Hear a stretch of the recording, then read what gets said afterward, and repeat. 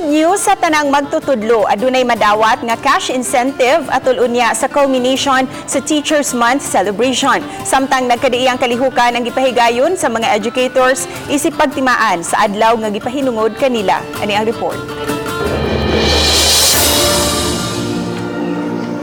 Walay professional kung walay magtutudlo nga katambayayong sa mga ginikanan pag-umol sa kinaadman.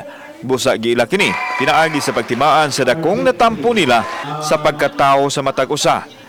Naabda namo sa regional nga buhatan sa DepEd 7 ang mga formators nga mihalad og Santos nga misa isip pagbukas sa ilahang sports fest nga apil sa ilang kalihukan sa Teachers Month. Samtang ipadayag sa DepEd ang dakong hagit nga ilang sa gubangon nunod sa paspas nga kausaban nga gikinahanglan nga ilang maabsan o mapaambit sa mga tinunan.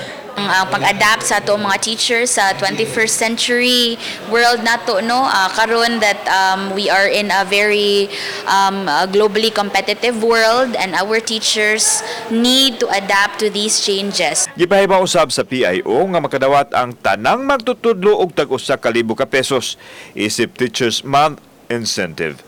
Makuha kini sa adlaw sa culmination. All teaching and teaching-related items na under Department of Education will receive an incentive benefit come World Teachers Day. Kauban si Godfrey Relian, ako si Alan Domingo. Balitang Bisdak.